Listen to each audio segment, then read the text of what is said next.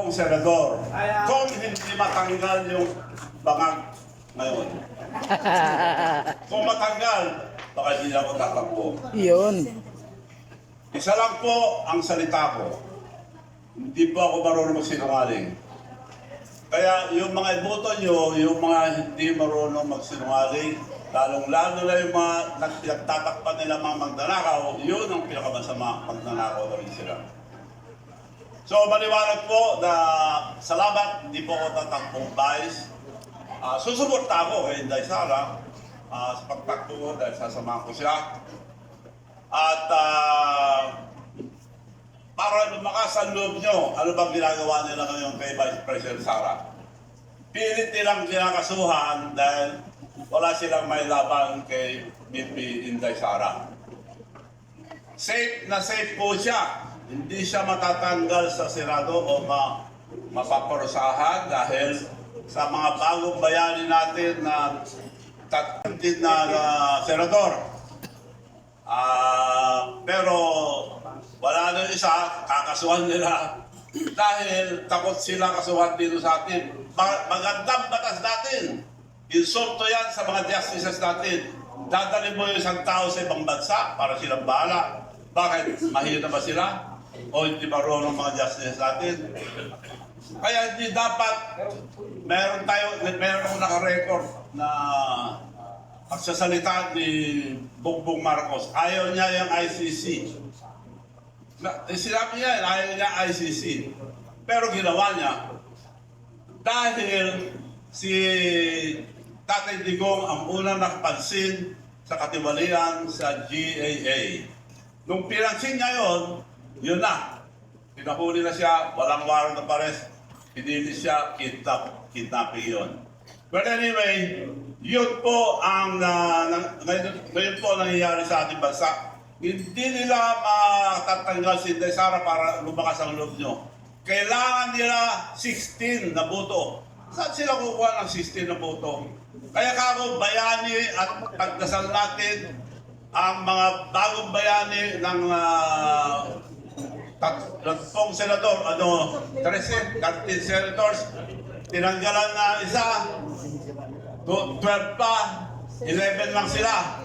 Ang kailangan para i-convict si Inday Sara, mas kinakalukuhan yung mga sinasabi nila, 16. Saan sila magnanakaw ng 16? Eh yung 12 na titira, mas yarong gawin sa amin, ikulong na kami lahat, hindi na sila babaliktad. Kaya suportahan natin ngayon yung 12, kinasuhan na lahat. Ako rin, kinasuhan ng palso. Abogado ni Atty. Manson. Pinayanan ako ng plunder, available.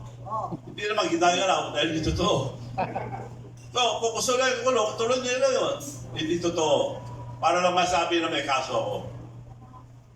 So, mga kapatid, kung ano man ang ginawa ko sa Region Man para sa ating mga kapatid na Muslim, gagawin ko po sa lahat ng bansa.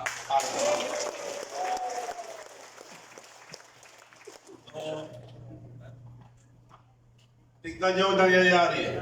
Maliwanag na sila nagnanakaw sa kaban ng bayan. Ito lang masasabi ko, may abogado dito. Kung totoo ang ombudsman, nagsabi sila na kakasuhan namin si Speaker Martin Romualdez na tumatayo. Dalawa ang mastermind, yung nakawan ng bayan. Martin Romualdez at Marcos. So natuwa kami nung sinabi ng ombudsman, kakasuhan namin si Martin Romualdez. Sumagot si Martin Romualdez, hindi ako bababa mag-isa. Ang grabe korupsyon, public works and highways, at saka sa taas, executive, si Marcos. Wala, ituturo niya. So nung nagsalita, tahimik ang ombudsman, tahimik ang Martin, tahimik si Marcos. Dahil kung ituro niya, kasuhan nila si Martin, eto, kasama ko. Dahil sila dalawa ang mastermind. So liwanag. Sila nagbakaw, sila pa nagbibintang. Anong gobyerno ito? Wala nang batas. Wala na. Ngayon, gusto niya agawin yung Senado ulit, kinakasuhan lahat. Sinabi, basta bumunta kayo sa amin, kumampi kayo, hindi kayo makakasuhan. Nung kumampi sila sa katotohanan, kinasuhan kagad sila, dami nila kinasuhan. So maliwanag mga kaibigan na sila, walang iba, ang may kagagawan nitong malaking nakawan ng bayan. Pera ng bayan. Matagal ko lang sinasabi, imbestigahan nyo sa distrito o probinsya ni Bongbong Marcos. Pupunta sila, isa lang tinignan, wala. Siya nag-apoy yung pupunta ron eh. Ngayon, sabi naman ni, dahil alam ko, nung araw si Senator Lacson, bilib ako. At fighter yan. Kaya ako binuto rin. Asan na yung imbitasyon niya? Pakita ko sa... Ito imbitasyon niya sa akin dahil alam ko na totoo.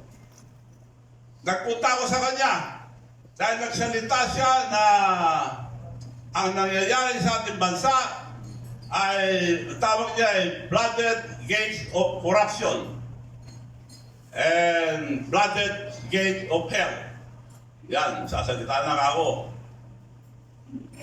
Bukang nung nagpunta ako doon sa kanya, gusto ko tumulong para malaman niyo ang katotohanan.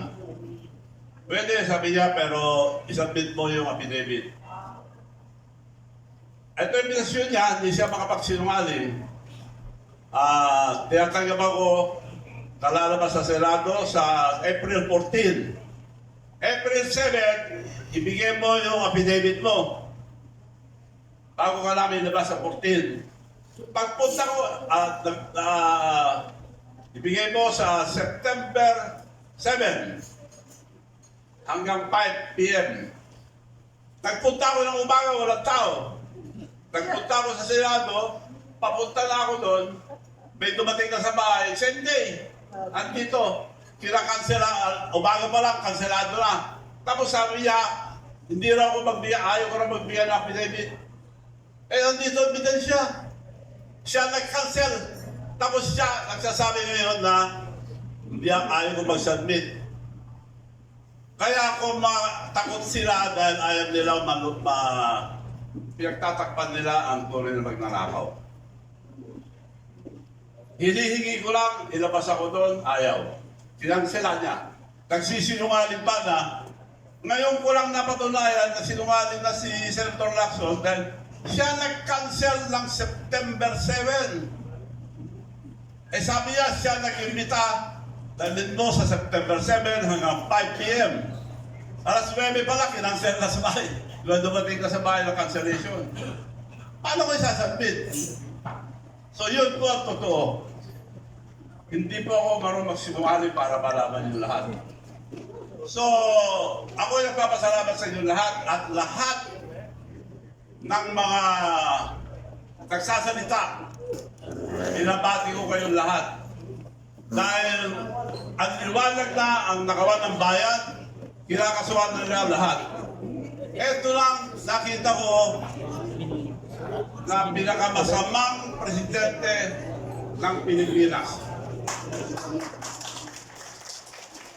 Sila na nagnanakaw, sila pa nagbibintang. Bakit sila tahimik ngayon? Ang salita ng Ombudsman. So, hindi totoo, Ombudsman. Bakit tumahimik? Kakasuhan namin. Ngayon, hindi na kinakasuhan si Martin Romualdez dahil ituturo niya si Bongbong Marcos. Naliwanag. Maliwanag pa sa buwan ang ginagawa nila. Kaya ako yung nagpapasalamat dahil marami umaayos, umaareglo sa akin. Hindi raw ako mapahirapan. May pera ka naman, mas makasyon ka na lang. Kung hindi ka tatahimik, papahirapan kami lahat. Kako, kahirapan nyo na ako, patayin nyo na ako, hindi ko pwede mapagtakpan ng pagnanakaw. So, awa ng Diyos. Mananalo tayo. Awa lang mala. Mananalo po tayo ito dahil nasa atin ang katotohanan. Asahan nyo po. Asahan nyo po. Napapasyalan ko kayo lahat. Maraming salamat po sa inyong lahat.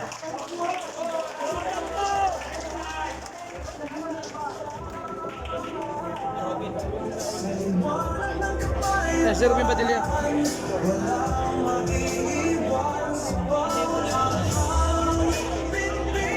Alright, so maraming pa man decide about for a award, citation award, right? So again, palakpakan po natin ang ating manong Chavit Singson dahil po napakagandang din sa rin naman. Alright, so at this juncture, ladies and gentlemen, we take a moment to recognize an individual whose generosity and commitment have created meaningful opportunities for the Bangsamoro people.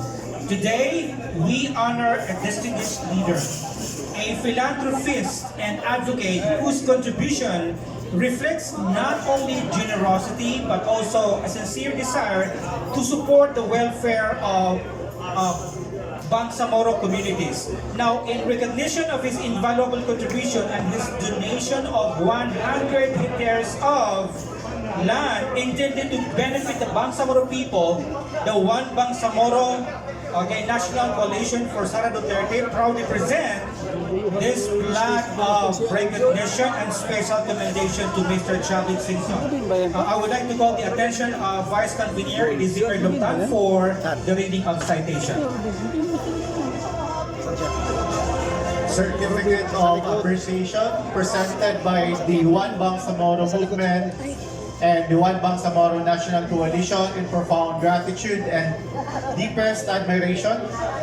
The One Bangsamoro movement and the One Bangsamoro National Coalition honors Governor Luis Manong Chavit Singson, a man whose heart knows no borders of faith or tribe, for his extraordinary charitable works that have uplifted Muslim communities across the nation. Most notably, through his selfless donation of 100 hectares of land in his own province, giving birth to a thriving Muslim community complete with a mosque for worship, a madrasa for learning, and a makbara or Muslim cemetery where the faithful may rest in eternal dignity.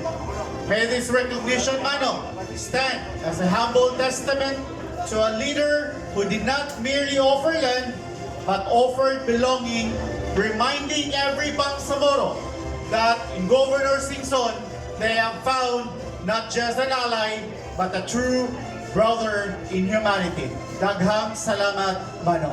Shukran.